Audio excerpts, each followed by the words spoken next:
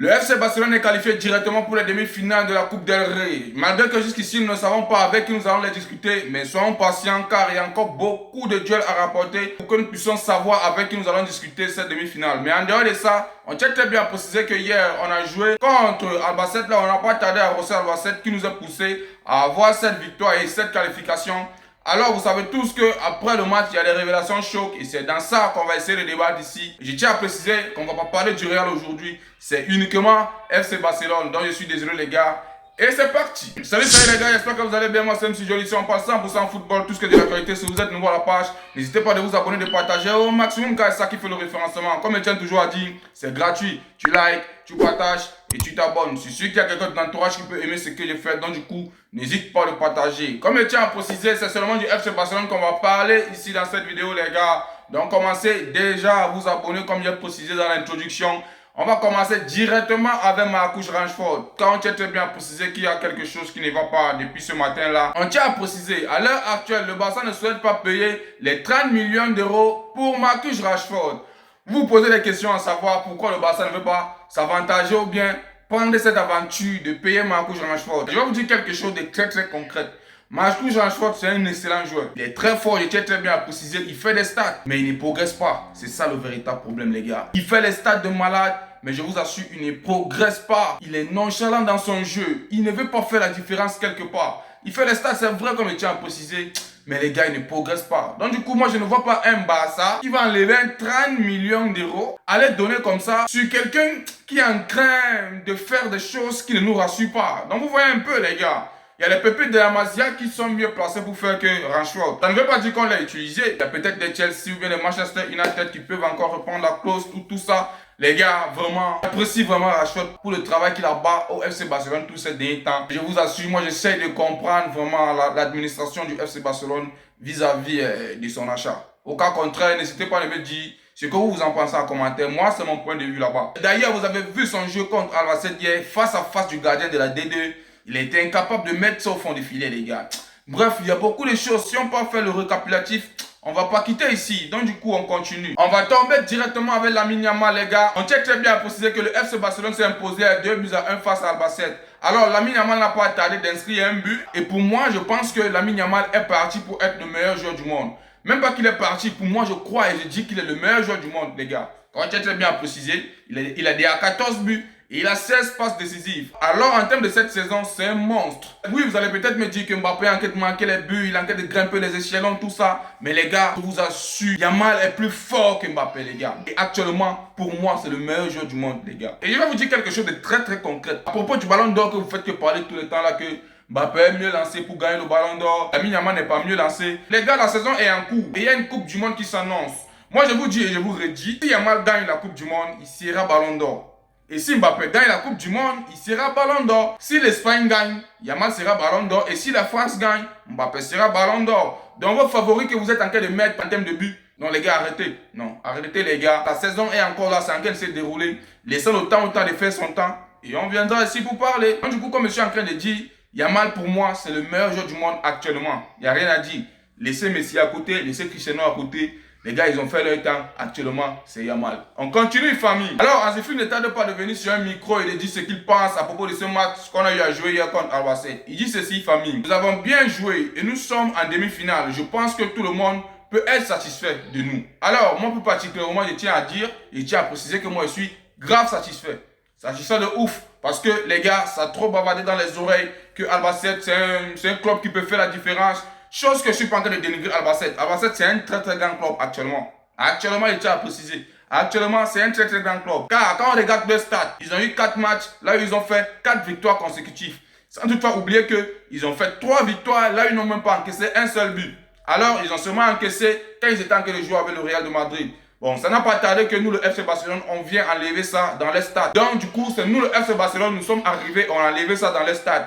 Moi, le Albacete, avec le classement qu'ils ont dans le championnat de la D2, je me pose encore la question comment ils peuvent être 12e. Oui, on tient très bien à préciser qu'avec la victoire qu'ils ont eue face au Real de Madrid, les gars étaient 18e ou 17e comme ça. Après cette victoire, les gars sont directement montés 12e. Je me pose et je me redemande, avec cette perfection et avec ce jeu, comment ils peuvent se permettre seulement d'être 12e, les gars. Se prouve de jour en jour que quand ils sont en face d'un grand club, ils font quelque chose de monstrueux. Et quand ils sont dans les championnats, les gars font pas quelque chose de bon. Bref, en retour sur Hansi Flick, je tiens très bien à préciser que moi, je suis satisfait pour le jeu que le FC Barcelone a montré. Parce que Hansi Flick a pris tout au sérieux et il a fait ce qu'il fallait.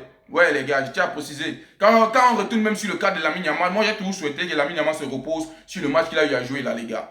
Oui, moi, j'ai toujours souhaité qu'il se repose comme Baldé s'est reposé. Et moi, j'ai même toujours souhaité que même Koundé se repose. Bon, mais vu que Hansi Flick a la vision, comme il tient à préciser, j'ai même eu à parler ça dans la vidéo débrief, qu'il a la vision et du coup, il n'a pas tardé de dévoiler son 11 qui nous a poussé à la victoire. Je pense pas que si Yamal n'était pas là, il devait avoir une différence aussi bien précise. Donc du coup, les gars, je suis fier de la victoire. Nous sommes tous fiers et moi, je suis satisfait. Tout ce qu'on voulait, c'est de couper ces points et d'être en demi-finale. Donc du coup, nous sommes déjà là et c'est le plus important. On continue, famille. Nous sommes toujours avec Flick, on tient très bien à préciser. Alors Flick, encore une fois de plus, ce match n'a pas été du tout facile. Surtout dans les dernières minutes. Nous nous sommes compliqués la tâche une fois de plus. Nous avons raté énormément d'occasions. Nous ratons beaucoup d'occasions lors des derniers matchs et nous devons nous améliorer. Alors là, je pense que Hansi Flick c'est un visionnaire et il voit déjà tout ce qui se passe. Vous savez, avant, on disait que non, le FC Barcelone se laissait dominer dès la première minute, dès la première mi-temps. Ça fait l'inverse. Maintenant, à la dernière minute, c'est là où on se fait dominer. Parce que Albacete a essayé de mettre une niaque extraordinaire. On était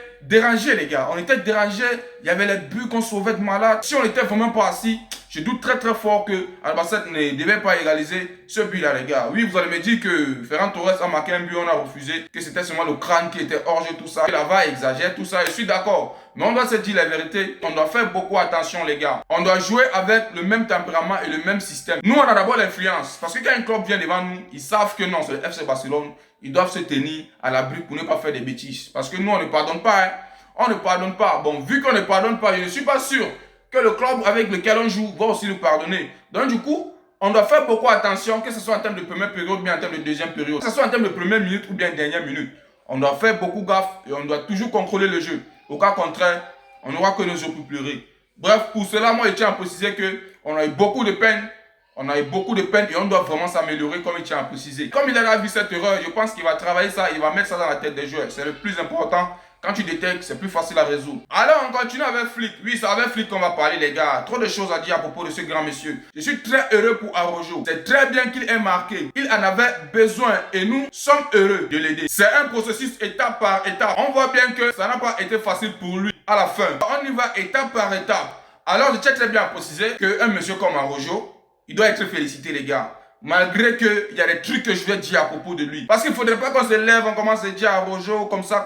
Vous connaissez tous, les gars. Vous connaissez tous ce qu'il y a à Araujo. Donc, du coup, il ne faudrait pas trop acclamer disant que, malgré que quelque part, il faut acclamer. À propos d'Araujo, moi, je pense que ça a beaucoup fait du bien.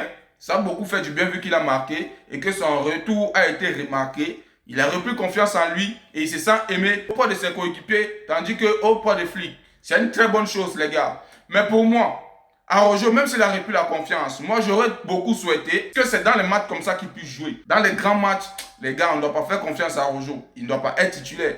Moi, c'est mon point de vue là-bas. Hein. Il ne doit pas être titulaire dans les grands matchs. Au moins, c'est pour être à l'abri. Vous avez vu contre Chelsea. Donc du coup, il vient direct, peut-être avec le PSG, les trucs, tout ça, il se coupe un rouge ou bien un carton jaune direct. Les gars, il n'a pas un tempérament calme. Il n'a pas un tempérament calme. Celui qui veut comprendre mon français n'a qu'à comprendre. Il n'a pas un tempérament calme et on ne peut pas faire 100% à Araujo comme ça, les gars. On ne peut pas faire 100% à Araujo comme ça. Il se démarque. C'est quelque chose de beau. Oui, il doit avoir confiance en lui. Je pense qu'il a encore à faire, les gars. Il doit encore prendre son temps. Il doit encore plus se calmer pour que la confiance puisse encore plus entrer, les gars. Au cas contraire, dites-moi ce que vous en pensez. Dans les grands matchs, Araujo doit essayer de patienter. Il ne doit pas être directement titulaire. Et dans les matchs comme contre Albacete, on sait sans doute, il doit être titulaire. Pour l'autre là, c'est ce que moi je dis. Je pense que ce but et ce match qu'il a joué, ça a beaucoup remis une confiance en lui. Et c'est très très important pour un joueur, je tiens très bien à préciser. Alors on va directement tomber avec Juan Garcia, le gardien clé. Le chouchou de Nana, je tiens très bien à préciser. L'homme qui sauve toujours le FC Barcelone dans les situations. Alors, qu'est-ce qu'il nous dit ici, ce Juan Garcia? Nous aurions préféré ne pas autant souffrir dans les dernières minutes. Ces derniers temps, nous avons eu du mal sur les coups de pied arrêtés. Nous avons joué le jeu qu'il fallait. Mais, lors des derniers matchs, nous avons eu du mal à concrétiser nos occasions. Je pense que les gars, il a tout dit. Il a tout dit, les gars. Il a tout dit. Il est inadmissible de jouer le jeu et de venir se faire dominer à la dernière période. Il est inadmissible de jouer un jeu et d'avoir les occasions et de les manquer, les gars. C'est pas une première fois, c'est pas une deuxième fois, c'est pas une troisième fois, mais ça ne fait que se multiplier. Les gars, c'est une saison qu'on doit faire quelque chose de bon. Et je ne pense pas qu'on va rejouer les matchs. Quand il y a une occasion, il faut la saisir. C'est pourquoi je dis toujours qu'on doit essayer de voir nos finitions. Oui, Hansi Flick doit essayer de faire travailler ses joueurs sur les finitions. Les joueurs doivent être précis, que ce soit en termes de passe, en termes de pressing, en termes de contrôle, en termes de finition pour les fonds de filet. Hansi Flick doit essayer de travailler ça dans les joueurs, les gars. Parce qu'on rate tellement d'occasions à un certain moment, c'est net de trop, les gars. On doit essayer de revoir ça. Pour le club, je pense qu'il a raison. Il y a souvent des matchs que nous sommes mieux placés pour tabasser peut-être des 4-5-0. Tellement qu'on rate des occasions, on se retrouve en train de taper, de battre la bassette comme on a battu hier là. Les 2-1, les gars, ça ne s'explique pas. Il y a des occasions qu'on manque et du coup on doit travailler ça. Remettons-nous en question et je partage beaucoup son avis. C'est un gardien. Il a tout son temps d'observer tout ce qui se passe dans le match. N'hésitez pas de mettre en commentaire ce que vous en pensez, les gars. Moi, je réponds à tout le monde. Vous savez, oui, c'est vrai, je ne suis pas encore populaire. Oui, les vidéos, vous venez de voir ma tête, tout ça. Mais les gars, il y a quelque chose de moi là qu'on va construire ensemble. N'hésitez pas de mettre en commentaire ce que vous en pensez. J'ai grave besoin de votre soutien. En tant que fan du FC Barcelone, si tu tombes sur ma vidéo, n'hésite pas de mettre un commentaire. On continue, famille. Alors, Juan Laporta ne lâche pas le Real de Madrid une seule seconde. Il n'a pas tardé de dire ce qu'il en pense. Et je pense que ça va pas les plaire. Moi, ça me plaît parce que c'est une franche vérité. Et ensemble, écoutons. Juan Laporta dénonce l'arbitrage en faveur du Real de Madrid ce week-end. C'est chaud, hein? C'est chaud, c'est pas seulement nous qui voyons, les gars. Même les dirigeants regardent et ils voient que ça se passe. On continue, famille. J'ai regardé le match du Real contre le Rio. Alors, je ne sais pas d'où viennent ces 10 minutes de temps additionnel. C'est la même question qu'on se pose tous, les gars. C'est la même question que je me pose, que toi tu te poses, que lui se pose, qu'il se pose. Donc, nous ne sommes pas les seuls. Tout le monde se pose la même question que où sont sortis ces 10 minutes de temps additionnel. Bon, pour ne pas abuser, c'était 9, mais ils ont joué jusqu'à 10. Alors, il tient à préciser, dans les nombreuses situations, les joueurs s'habituent à assimiler. Alors, les gars, je pense qu'il a raison dans tout, les gars.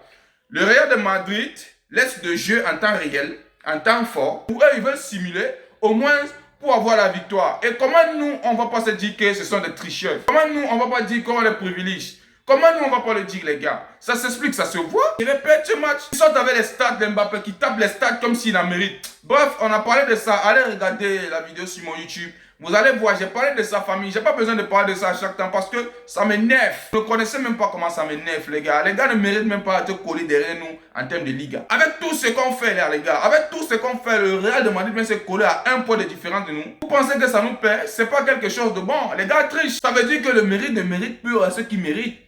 Le français là est détaillé. On continue, famille. Alors, Juan Laporta tient à préciser, j'ai constaté que le Rayo Vallecano est sorti de ce match très injustement désavantagé. Alors, les gars, je tiens à préciser, nous ne sommes pas les seuls à voir.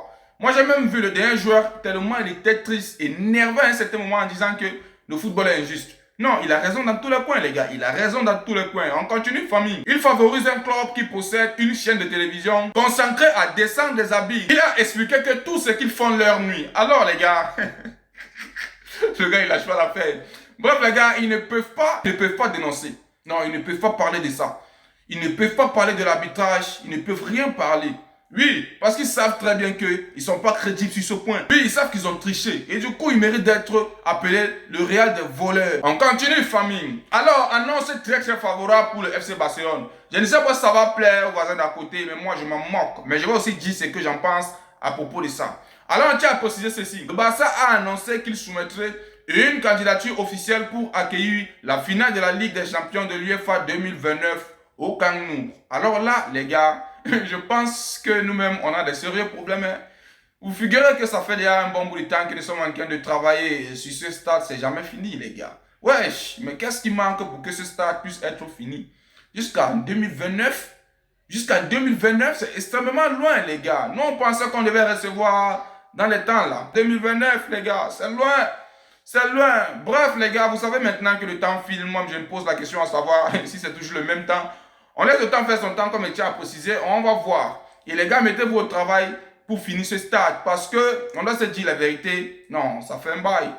Ça fait longtemps. Ça fait grave un bail qu'on construit ce stade. Et donc, du coup, je pense qu'ils doivent le finaliser. Est-ce que vous avez vu ce qui s'est passé dernièrement quand on a joué là-bas, les gars? Il y a eu des gouttes d'eau qui tombaient sur les gens. Les gens étaient mal à l'aise. Donc, du coup, au moins, s'enlever cette honte sur nous. On a des problèmes, c'est vrai, mais enlever cette honte à propos du stade sur nous, les gars. On nous insulte trop à propos de ce stade. C'est déjà bien beau, on reçoit les matchs à la tribune Nord, la tribune Spotify. Mais les gars, de grâce, arranger ces stades, on quitte une fois pour toutes, les gars. On ne veut plus en parler de ça. C'est le plus important. Maintenant, les gars du Real, ils s'appuient là-bas pour nous insulter, pour nous rire seulement à propos de ces stades.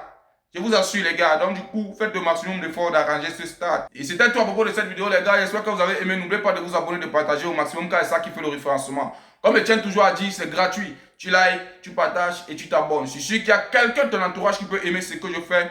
Donc, du coup, n'hésite pas à le partager. En tant qu'un fan de FC Barcelone, on doit se donner de la force. Et on se dit à plus pour une nouvelle vidéo. Ciao, ciao, ciao.